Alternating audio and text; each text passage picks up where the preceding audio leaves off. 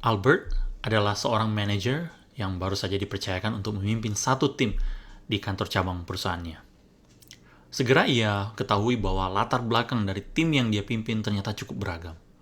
Ada yang mempunyai gelar sarjana, ada yang lulus dari universitas ternama di dalam negeri, dan bahkan ada yang lulusan dari luar negeri. Nah, tanpa ia sadari, ia mulai memetakan tim yang ia pimpin berdasarkan hal-hal yang saya sebutkan sebelumnya. Pertanyaannya, mengapa Albert melakukan hal tersebut? Jawabannya sederhana. Ia melakukan hal tersebut karena sebagai pemimpin, ia membawa apa yang kita kenal sebagai asumsi dan bias dalam kepemimpinannya. Alhasil, anggota tim yang mempunyai gelar sarjana dianggapnya lebih kompeten dibandingkan mereka yang tidak mempunyai gelar. Lebih daripada itu, mereka yang adalah lulusan dari luar negeri dianggap lebih mampu dibandingkan mereka yang hanya lulusan dari universitas dalam negeri. Dan peluang promosi sepertinya bisa mereka dapatkan lebih mudah. Namun faktanya, sebagai pemimpin yang melihat Albert dari kejauhan, lebih mudah kita melihat Albert sebagai pemimpin dengan bias daripada mengakui bahwa kita juga sebenarnya sebagai pemimpin mempunyai kecenderungan-kecenderungan tersebut. Nah, jadi bagaimana caranya kita sebagai pemimpin menghadapi bias dan asumsi yang kita bawa dalam kepemimpinan kita? Dan bagaimana kita mengoreksi pandangan kita sehingga kita bisa menciptakan tim yang unggul dan inklusif? Nah, sebelum lebih lanjut, saya mau memperkenalkan diri terlebih dahulu. Saya Hans Wokas, dan di kanal ini saya senang berbagi hal-hal terkait leadership development maupun self-development. Jika kalian baru pertama kali berkunjung ke kanal ini, maka saya ajak untuk subscribe terlebih dahulu supaya kalian mendapatkan notifikasi setiap kali ada video baru yang diunggah di kanal ini.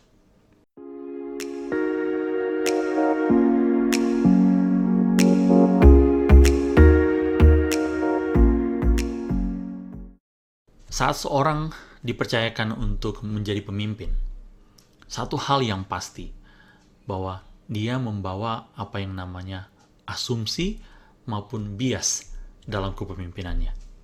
Nah, apa sebenarnya yang dimaksudkan dengan asumsi? Asumsi itu didefinisikan sebagai sesuatu hal yang diterima sebagai suatu hal yang benar atau mungkin terjadi, padahal tidak ada bukti yang menyertai asumsi atau pandangan tersebut. Sementara bias itu sebenarnya bisa didefinisikan sebagai prasangka gitu ya, terhadap satu orang atau kelompok yang dibandingkan dengan kelompok yang lain yang pada kebanyakan kasus itu sebenarnya tidak adil. Nah, asumsi dan bias ini sebenarnya bukan hanya memengaruhi pemimpin dalam penilaiannya akan kemampuan atau kompetensi dari orang-orang yang dia pimpin. Namun dalam kenyataannya kita juga temukan fakta bahwa ternyata asumsi dan bias ini juga memengaruhi pandangan pemimpin akan siapa yang seharusnya berada dalam tim yang ia pimpin. Ya, misalkan, bagaimana komposisi pria dan wanita dalam tim saya? Atau apakah tim saya ini harus didominasi oleh pria atau oleh wanita? Nah, kalau seorang pemimpin itu gagal deal dengan dua hal ini, asumsi dan bias yang dia bawa dalam kepemimpinan, dia akan segera belajar, akan segera melihat bahwa sulit sekali bagi timnya ini untuk menjadi tim yang inklusif. Nah, Cameron Acton dalam artikelnya yang berjudul Are You Aware of Your Biases? Dia kemudian memberikan beberapa strategi yang dia gunakan yang semoga ini menjadi pembelajaran buat kita supaya kita bisa membuat tim kita itu menjadi inklusif. Nah, ada 4 hal yang dia bagikan. Pertama, dia mengatakan seperti ini. Acknowledge that you have biases. Then, educate yourself to do better. Nah, apa yang dimaksudkan dalam hal ini? Dia mengatakan bahwa sebagai pemimpin kita itu harus benar-benar memerhatikan pikiran dan menguji ya kepercayaan yang kita bawa selama ini. Karena itu sangat memengaruhi asumsi-asumsi kita. Nah, kunci dalam hal ini adalah tentu kita harus slow down ya. Kita slow down dan kita coba investigate apa kepercayaan yang kita bawa selama ini sebagai seorang pribadi yang akan sangat berpengaruh dalam kepemimpinan kita masing-masing. Nah, karena kalau kita sudah bisa slow down dan we try to investigate our belief, nah sebenarnya pada saat itu kita akan belajar untuk melihat orang lain dengan perspektif yang berbeda dan mungkin juga akhirnya boleh menolong kita untuk melihat mereka sebagaimana mereka adanya. Hal yang kedua, dia mengatakan bahwa let others challenge your assumption. Jadi penting sekali sebagai pemimpin untuk kita juga terus memberikan ruang bagi orang lain untuk menantang kita, terutama dalam hal menantang asumsi-asumsi kita ya.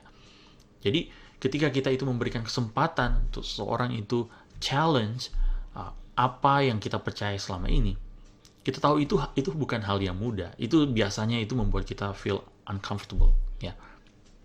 Tetapi alih-alih kita menjadi defensif, berikan justru sebaliknya, kita memberikan ruang supaya kita juga bisa melihat situasi itu dengan lebih clear dan lebih sehat tentunya ya.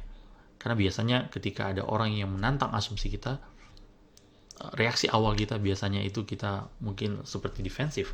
Tapi dalam hal ini ketika kita sadar bahwa kita perlu di-challenge dalam hal asumsi-asumsi yang kita bawa selama ini, seharusnya itu kita harus dengan rela hati untuk memberikan ruang seperti itu dan membiarkan diri kita di-challenge tentunya ya. Dan ketiga, be open to feedback. Ya, ini tentu adalah nasihat yang berulang kali kita terima sebagai pemimpin ya.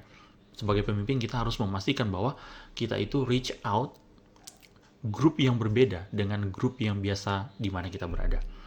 Karena kalau kita tidak melakukan itu dan kita tidak lakukan secara intensional untuk mencari tahu, untuk reach out orang-orang yang berbeda dengan kita dalam hal perspektif, sebenarnya kita akan terus berada dalam satu kondisi di mana kita sebenarnya tidak mempunyai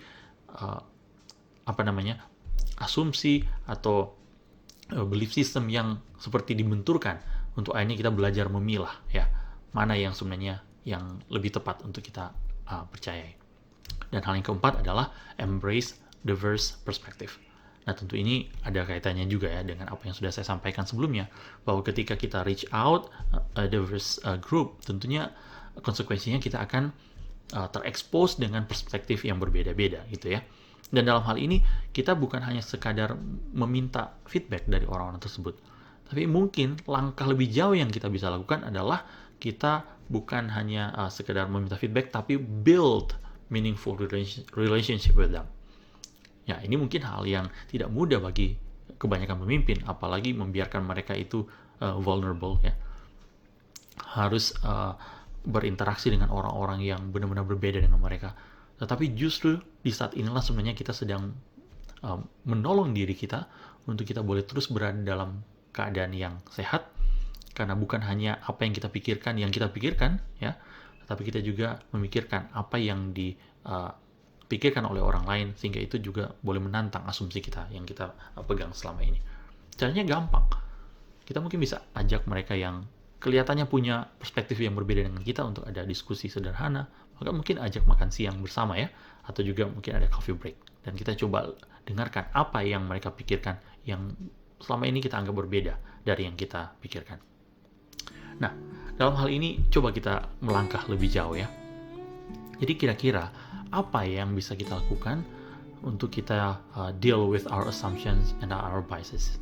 Karena sebagai pemimpin ini adalah hal yang sangat serius untuk kita pikirkan. Nah, ketika kita deal with our assumption and biases, sebenarnya ada hal menarik yang akan kita dapatkan, yaitu salah satunya kita akan didorong untuk kita mau tidak mau menginvestigasi hal-hal yang mungkin selama ini tidak kita perhatikan dengan seksama. Bisa jadi ada hal-hal yang selama ini membuat tim yang kita pimpin ini tidak bisa maju karena kita terlalu diikat oleh asumsi atau bias yang selama ini tanpa kita sadari telah mengungkung kita. Nah, pertanyaan saya untuk kalian, jika kalian mempunyai metode atau strategi yang biasa kalian aplikasikan supaya kalian bisa deal secara sehat ya dengan asumsi dan biases kalian, saya ajak untuk kalian boleh berbagi di kolom komentar supaya kita boleh melanjutkan diskusi ini.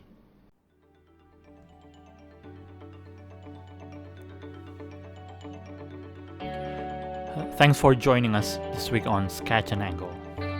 If you found value in the show, we would appreciate if you would simply tell a friend about the show. And be sure to tune in next Monday for our next episode.